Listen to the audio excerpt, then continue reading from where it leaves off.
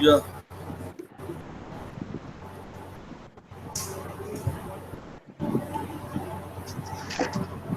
Good afternoon, everyone. Good afternoon, Vadia, sir. Krithi, Gyan, Angel, Pooja. Yeah. Yes, sir. Right. So today we discuss a topic: positional release technique. Right. क्या sir? Positional release technique. That is Okay. PRT. Right. Positional release technique. So what is this positional release technique? It is an osteopathic treatment technique. Right. The founder of PRT, that is in short, we can say it's a PRT, positional release technique, PRT, right? So founder of PRT is Dr. Lawrence Jones. So basically, it's a method of total body evaluation, right? And for the treatment purpose, we use positioning, comfortable positioning, right? That is known as position of comfort, right? That is, in short, POC, position of comfort, right? So basically, it's a passive method and indirect method, right? And if the patient is having pain, visceral pain, muscular pain, any type of pain, and musculoskeletal dysfunction, so in that condition, we use positional release technique, right? So in this, we use three planes of movement and positions body to enhance function and release tension. This is the important point. By using positions, we enhance functioning and we release tension in the muscles. Right? So we put certain parts of the body under stretch while others in a position of relaxation. Right? So PRT invites change rather than forcing change. We keep the patient in a comfortable position. Some body parts will be in a comfortable position and some will be in a stressed position, right? So it allows a spontaneous change to take place. So for painful condition, for biomechanical dysfunction, we use this technique. This is positional release technique. So these tissues are painful, spasmodic condition, inflamed condition, or having recently been traumatized, or if manual method induces discomfort, right? So in all these conditions, we can use this position release technique. In short, PRT, right?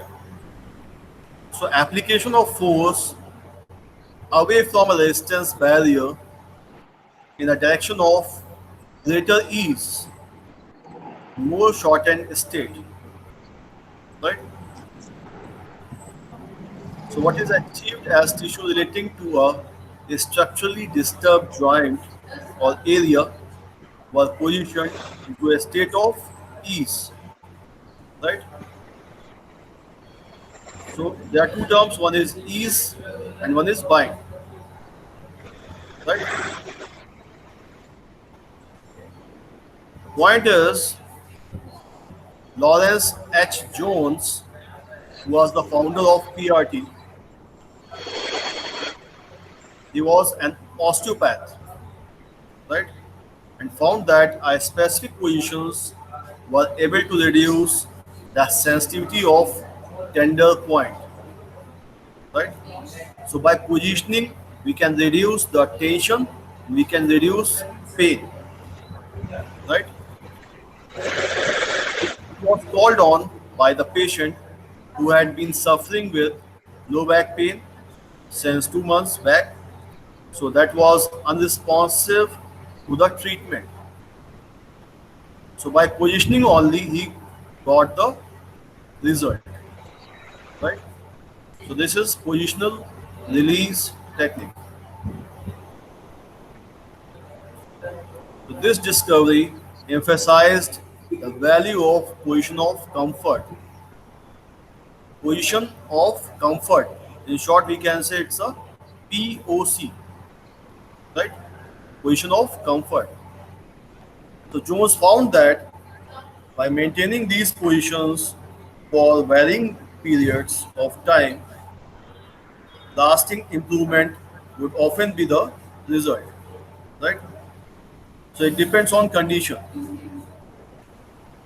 Next thing is this application was referred to as counter strain. So strain and counter strain, we can say it's a technique to reduce pain,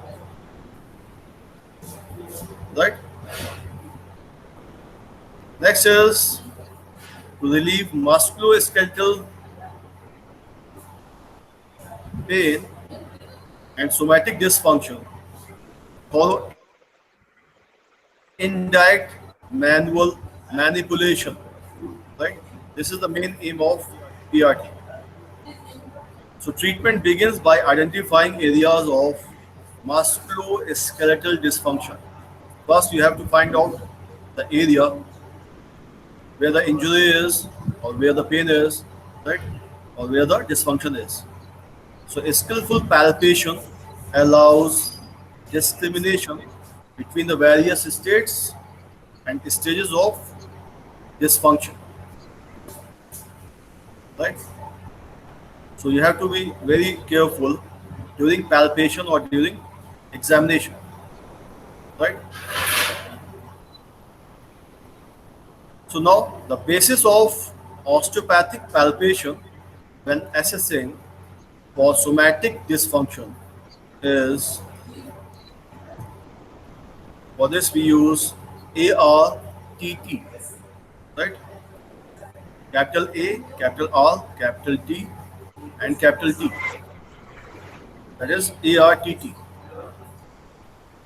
A stands for asymmetry, right? R stands for range of motion. T denotes texture changes, and the other T denotes tissue tenderness. That's why it is ARTT, right? So asymmetry will be there, restricted range of motion will be there, texture changes you can see, and tissue tenderness we have to check, right? So first we discuss asymmetry. So this is linked to the positional focus, position of vertebra, or the other bone is asymmetrical, right? So first we have to find out asymmetry. So we can compare with the normal symmetry. A scientist Greenman broadens the concept of functional in addition to the structural asymmetry. So there may be a functional asymmetry because of dysfunction, right? Now we discuss range of motion. There may be a restriction in the range, quality of movement, and the end field we have to check, right?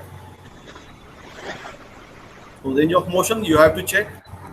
Altered range of motion of single joint or several joints or a particular area you have to check, right? So you have to check asymmetry in the joints or body parts. You have to check range of motion. Is there any restriction, or you have to check quality of movement, or you have to check the end feel of the joint, right? Next is texture changes. The palpable changes may be noted in superficial and deep tissues, right? So you have to palpate the area superficially and deep. So because of the response, you can categorize the conditions. Next thing is tissue tenderness, right? So when you palpate the tenderness, you can feel. So pain provocation and reproduction to familiar symptoms are used to localize somatic dysfunction. So this point, that is ARTT, you have to understand. A, asymmetry. R denotes range of motion. T, that is texture changes. And next T denotes tissue tenderness. Right. Next thing is assessment using functional technique. So while evaluating joint or muscle by listening hand, means your functional hand. By listening hand, motive hand makes a series of motion demands which includes all the possible variations. Right? So your active hand is now known as listening hand. So following results might occur. A response is ease in all the directions. Tissues are functioning normally, right? In some directions, movement produces bind, and tissues are responding dysfunctionally, right? For example, you can take the example of this neck. So you have to rotate neck, right? You have to go for side flexion. You have to go for flexion extension so that you can check the range of motion. You can check asymmetry. You can check texture. You can check tenderness, right? So in this movement, we use all the three planes. So using tender points, all the somatic dysfunctions have associated areas of palpable tenderness. You have to palpate, right? So tender point is clinically recognized expression of somatic dysfunction, right? So it is used in PRT as a diagnostic indicator. This tender point, right? So accurate palpation of diagnostic tender points is central to the PRT, that is positional release technique, right? So in short, tender point we can write it down as a capital T, small e, and capital P. That is tender upon palpation. If it is less than 1 centimeter, round, tense, edematous lesions located deep in muscle, tendon, ligament, or fascial tissues. Means you have to find out the tender point over the muscle, over the tendon, over the ligament, or the fascia. Right? Next point is the localized area of distressed and dysfunctional tissues. We have to check ischemia, sensitized usually 4 times as sensitive as normal tissues. We have to check it is associated with biomechanical, biochemical, neurological, circulatory, and psychological changes. We have to check, right? Evolve from sensitivity to discomfort and eventually pain. So by using this technique, a positional release technique, we reduces pain. right? So we can also check increased or decreased temperature, blanching, erythema, and sweating of the skin overlying tender point, right? So how can we find out tender points? For this, we can use Jones maps, right? So if the patient can identify a movement in which tissues were strained, concept of replicating the position of the strain may be used with tender point likely to be located in the tissues short at time of strain, right?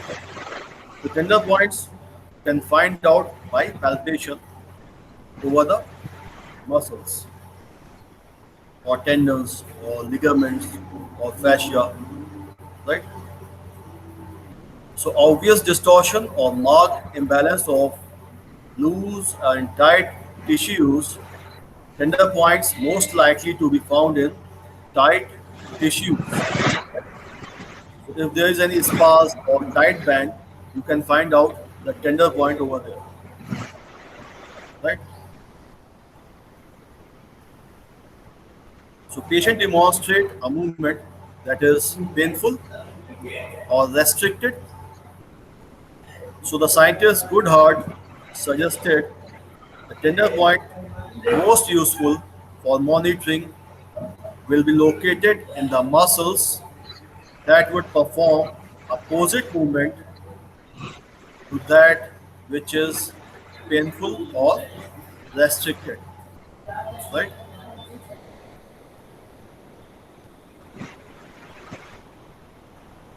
Next thing is how hard should tender points to be palpated, how much pressure we have to apply. So we palpate such that minimum pressure is used to elicit jump sign or jerk sign, right? We all know about jump sign. So the area where we touch, the patient jumps, right? If the area is painful, that is known as jump sign. So palpate that area, you can get jump sign, right? So we have to use minimum pressure. Next is it is characterized by the responses such as sudden jerking motion, grabbing of the therapist's hand, a facial grimace. So these are the signs we can check during examination or palpation, right? Next is depth of tissue being palpated. The palpation should be firm, but tissue must not be entered harshly. So we should go for palpation very slowly, and only necessary pressure must be used to palpate to the layers of the tissues, right? So first you have to find out the tender points in the muscle band or tendons or ligaments or fascia, right? Now, how can we grade the severity of tenderness? There are some grades: grade 1, grade 2, grade 3, grade 4, like that. So, what is grade 1? In this, patient complains of pain, right? That is grade 1. Grade 2, patient complains of pain and winces. Winces means you can see the discomfort in grade 2. Grade 3, patient winces and withdraws the joint, right? This is grade 3, a moderate type of condition. Next is grade 4, patient will not allow palpation. This is extreme condition. Grade 4, patient will not allow palpation. Right? So by this, we can grade the tenderness. Grade 1, grade 2, grade 3, and grade 4. Right? There is another great method that is extremely sensitive. Visual jump sign is present, and the patient expresses extreme sensitivity to touch. Right? This is extremely sensitive. Right? And the other one is very sensitive, very tender, but no jump sign. There is no jump sign. Right? This is very sensitive. Right? Next one is moderately sensitive. In this patient, it states that the point is tender to touch but does not flinch or jump away. Right? Moderately sensitive. Next one is no tenderness. Right? So extremely sensitive, very sensitive, moderately sensitive, and no tenderness. This is the other method which by which we can grade the tenderness. Right? Next thing is also assess individual joints for range of motion and individual muscles and group of muscles for strength, flexibility, endurance, etc. As well as for presence of myofascial trigger points within them. Now we all know about myofascial trigger points, right? Next thing is we have to check postural alignment, particularly crossed syndrome patterns described by the scientist Zanda, Janda, right? So there is a crossed syndrome pattern for the upper limbs also and the lower limbs also, right? Next point is the specific functional evaluation and movement patterns test, such as hip extension test, hip abduction test, scapulohumeral rhythm test, right? Next is assessment of balance and core stability. We have to check standard functional examination. We can do palpatory findings along with information gained from a thorough history will detect or will direct towards possible somatic dysfunction. In case of somatic dysfunction, in case of pain, we can use this technique, that is positional release technique. Right? Basically, in this technique, we keep the patient in a comfortable position. Right? And it's a totally passive and indirect method. So first we scan and evaluate the body. So we evaluate entire body for tender points, prioritize them according to the severity, helps in determining dominant tender points. Right?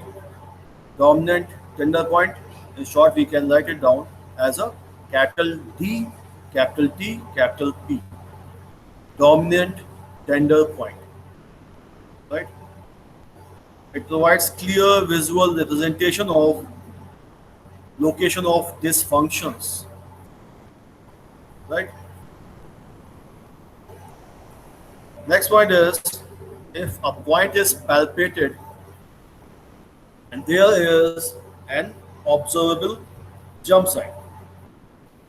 So point is labeled extremely sensitive and the whole circle is filled.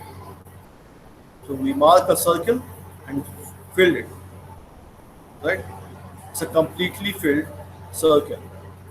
So this is extremely sensitive. And this you can observe jump sign when you palpate the tender point. Right? Next is if the patient feels that point is very tender, not extremely tender or extremely sensitive, but he feels the point is very tender but does not have jump sign, right? So we mark a circle and the top part is filled, right? Top half part will be filled in case of very tender condition, right? And if the patient feels only moderate amount of tenderness, the point is only moderately sensitive, and the bottom part of the circle is filled in, right? So in moderate condition, the lower half part of the circle will be filled in,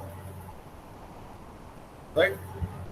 And if the patient experiences no tenderness, point is left blank, right? So extreme sensitive, very tender, moderate condition, and no tenderness, right? So by using a circle filled, completely filled, half filled, top filled, lower half filled, or bottom filled, or blank circle, right? We can use. Next point is after sensitivity, the location of tender point is noted, right? And if found on either side of the body, following keys are used to label. We can use a slice right, slice left, plus most sensitive, and a circle for treatment, right? There are sign marks we can use to localize tender points, right? For example, we can write it down as a MK. MK stands for medial knee. Suppose we have taken an example of knee joint, right?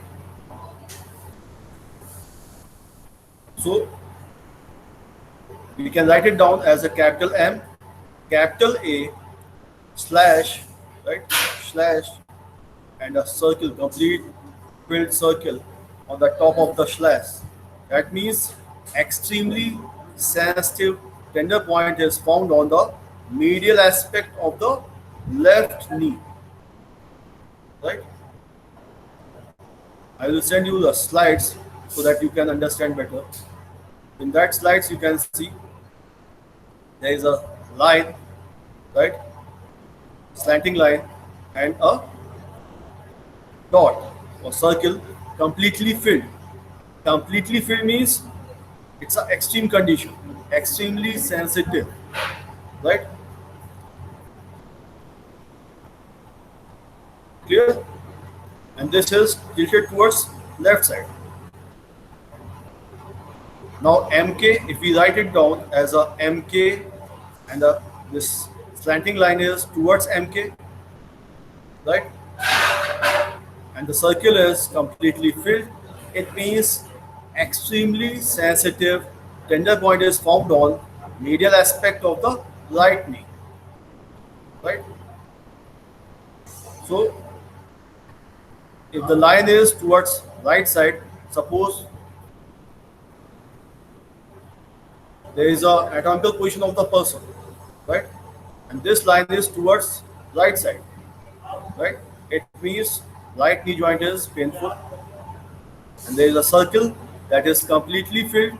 It means it's a extreme condition, extremely sensitive tendon area that is found on medial aspect of the right knee, because we have written MK, medial knee, right? Next is extremely sensitive tender points equally on the both points. Circle is filled and no lines are put underneath, right? Suppose patient is having pain in the both the joints, right? And equally, so we mark a circle and we fill it completely, right? Next is extremely sensitive tender points on both the sides, but right side appears more tender. Slashing lines are drawn to the left and right and place a crossing line through one on the write MK, right? So next is point treated using accession. Place a small dot over a field in circle. So these are the marks we use during assessment and evaluation. Next is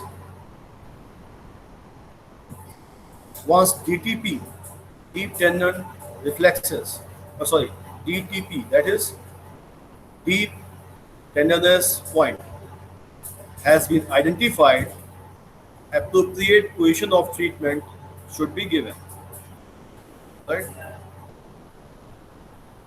Next is what is the importance of PRT, positional release technique.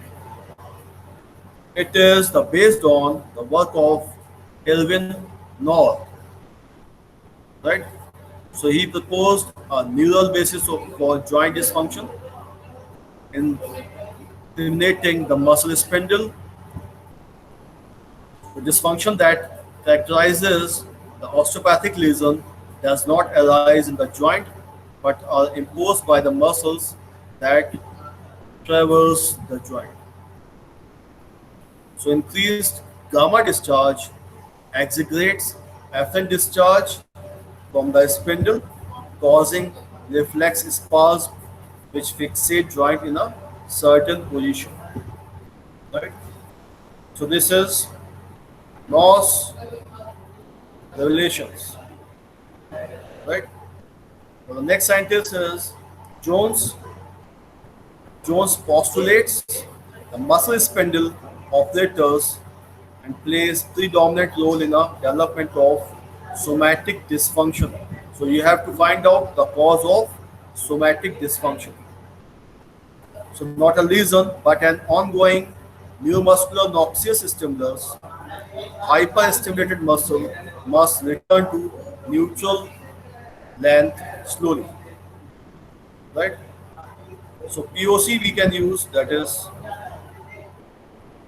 comfortable position, arrest inappropriate proprioceptive activity. Right?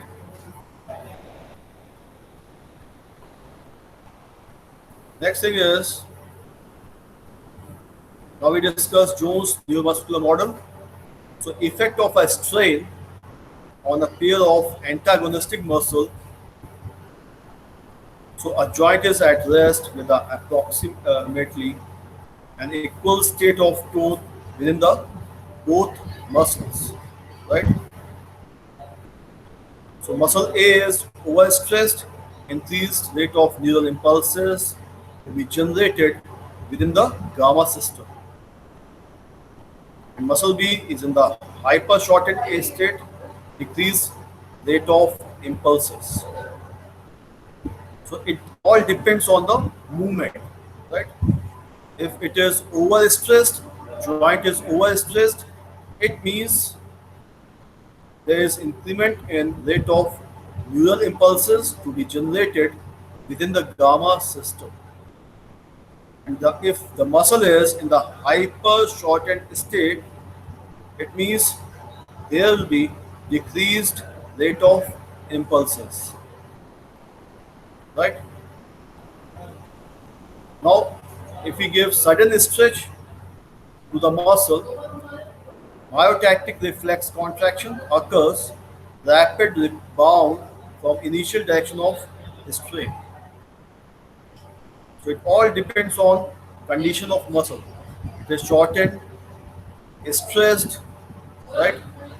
Overstressed, like that, right? Now we discuss nociceptors. As we know, nociceptors are the pain receptors, and they are found in all the types of tissues in our body, right? So free nerve endings receptors are stimulated by the neuropeptides produced by noxious influences, including trauma. So impulses generated spread centrally and peripherally along the numerous branches of each neuron. So at terminus of axons, peptide neurotransmitters such as a substance P are released. The response of musculoskeletal system to these painful stimuli may play a central role in development and maintenance of somatic dysfunction. Right? So position release technique, its action on nociceptive system through relaxation of surrounding tissues and resulting improvement in vascular and interstitial circulation. Right? So subsequent resolution of guarding reflexes in myofascial structures may also be contribute to a reduction in release of further nociceptive substances. Right? Then the next thing is the facilitated segments. So lesion of spinal cord maintained in that state by the impulses of endogenous origin entering corresponding dorsal root, because the dorsal root is responsible for sensation. So all the structures receiving efferent nerve fibers from that segment are therefore potentially exposed to excessive excitation or inhibition. So when impulses extend beyond their normal sensory and motor pathways, the CNS begins to misinterpret the information due to an overflow of neurotransmitter substance within the involved segment. Right? Next is what is hypersensitivity.